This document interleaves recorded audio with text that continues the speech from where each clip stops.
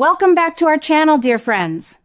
We have so much ground to cover regarding the upcoming week, and I am genuinely thrilled to share these thoughts, theories, and reflections with all of you who hold this show as close to your hearts as I do.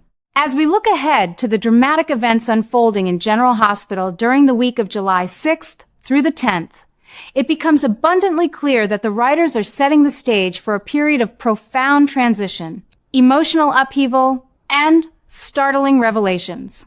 For those of us who have dedicated decades to following the intricate lives of these characters, we know that summer in Port Charles rarely offers a moment of peaceful respite. Instead, we are being thrust into a narrative whirlwind that promises to reshape the canvas, featuring the departure of certain faces, the unearthing of deeply buried secrets, and the chaotic aftermath of recent conflicts. It is a time of reckoning for many of our favorite residents, and as a longtime viewer, I find myself both anxious and deeply fascinated by the psychological depths the show is currently exploring. We must first turn our attention to the dark and historically ominous shores of Spoon Island, a location that has served as the backdrop for countless tragedies and Cassadine-induced nightmares over the years. The upcoming episodes will force fans to witness the grim aftermath of a massive, high-stakes confrontation on the island, a clash that seemingly culminates in the tragic demise of Ross Cullum. The apparent death of this character sends immediate shockwaves through the community. But as seasoned viewers, we must ask ourselves a very important question. Is anyone ever truly gone in the world of General Hospital? While the immediate fallout will certainly be treated as a fatal tragedy, the ambiguity surrounding events on Spoon Island always leaves a lingering shadow of doubt. However, the immediate consequences of this showdown will be deeply felt, leaving a trail of emotional debris that our characters will have to navigate in the coming days. Amidst this heavy atmosphere of loss and confusion, there is a profound sense of maternal relief radiating from Carly Spencer.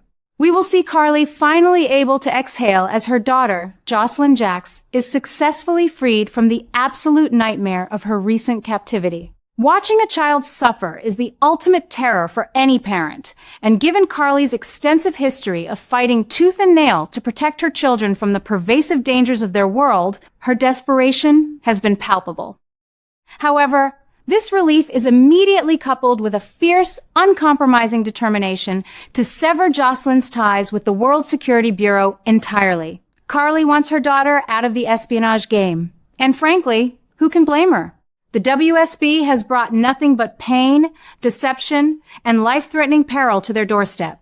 Carly's maternal instincts are screaming for a return to normalcy. A desperate plea for Jocelyn to embrace the life of a typical young woman rather than a hardened operative. This protective stance inevitably places Carly on a direct collision course with Z, the enigmatic figure who has been deeply involved in Jocelyn's recent trajectory. The impending argument between Carly and Z is bound to be a clash of titans. While Carly is fighting for her daughter's safety and soul, Z operates from a place of pure, calculated pragmatism. He is utterly astounded by the natural skills, resilience, and tactical acumen Jocelyn has displayed under unimaginable pressure. Z does not see a traumatized young woman. He sees an incredibly gifted asset, and he is determined to elevate her WSB career to unprecedented heights. This brings us to a fascinating crossroads for Jocelyn's character. Should she walk away from the thrill and purpose of the WSB to appease her mother? Or should she embrace this dangerous new calling? In my personal opinion, while Carly's fears are entirely justified, Jocelyn has fundamentally outgrown the sheltered life of a college student.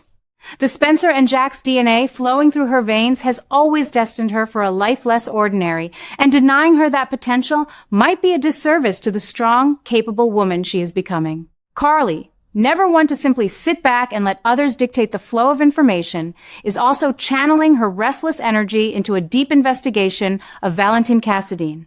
Her relentless pursuit of the truth regarding Valentin and his future movements is a classic Carly maneuver. She thrives on having the upper hand and understanding the hidden mechanics of Port Charles. However, her involvement with Valentin is a double-edged sword that is about to swing back and strike her in a deeply personal way. The tangled web of secrets she has been weaving is on the verge of unraveling, and the collateral damage will be significant. The ripple effects of Cassius Faison's imminent departure will extend far beyond Lulu, crashing heavily upon the innocent shoulders of young James West. Children in Port Charles often bear the heaviest burdens of adult deceptions, and James is about to face a truly heartbreaking moment. The responsibility of explaining this convoluted and devastating twin swap falls to Cody Bell. Cody, who has often struggled to find his own footing, must now step into the role of a gentle messenger, breaking the news that will inevitably shatter James's heart. The dynamic between Cody and James has always possessed a certain rough-hewn sweetness, and watching Cody attempt to navigate the delicate task of explaining such a profound betrayal to a child will undoubtedly be one of the most tear-jerking moments of the week. It highlights the tragic collateral damage of these grand, sweeping deceptions.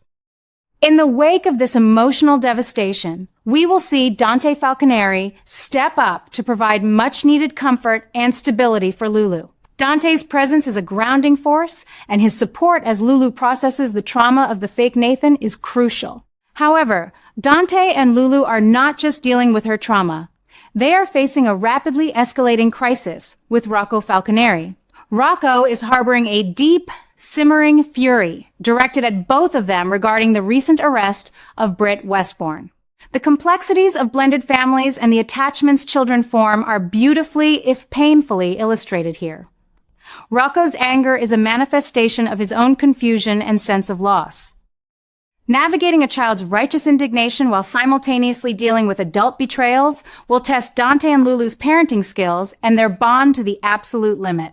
Meanwhile, in a completely different corner of Port Charles, the shadows of the underworld are lengthening.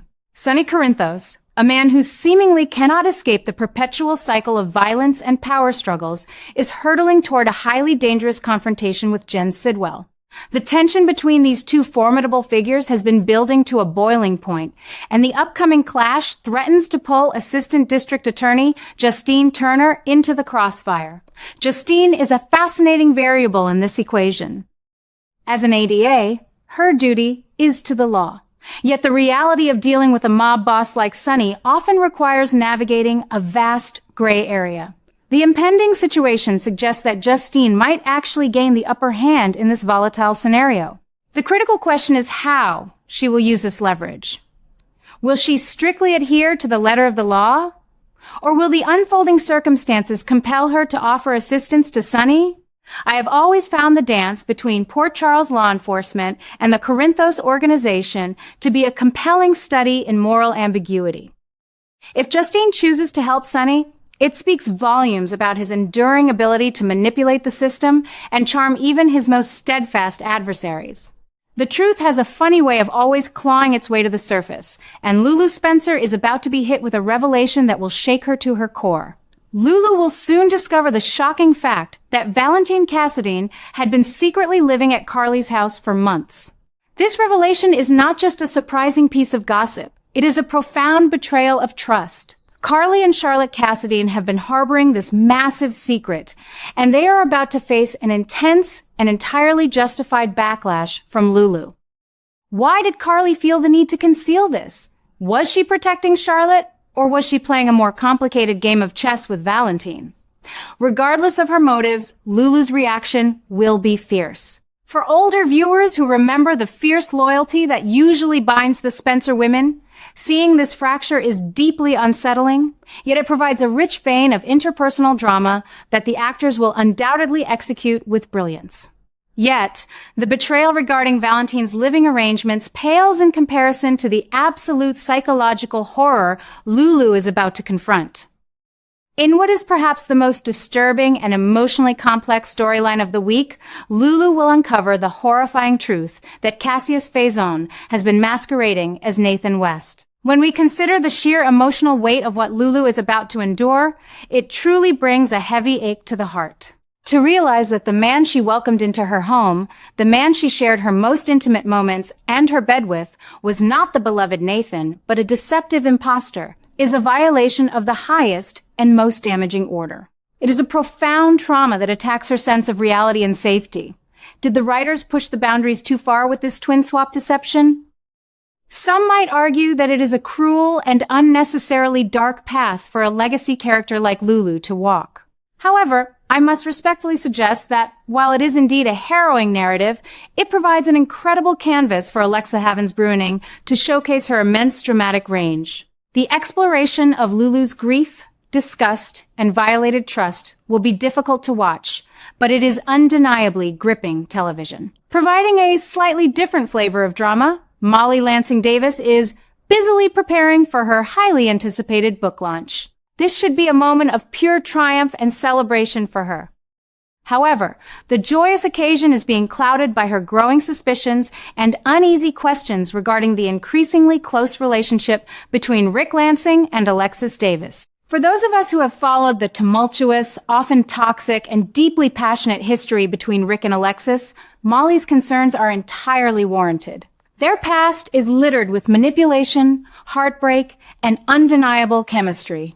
Molly, ever the observant and analytical mind, is right to be wary of these two gravitating toward one another once again. Are they destined to repeat the destructive patterns of their past? Or have they finally evolved enough to forge a healthy connection?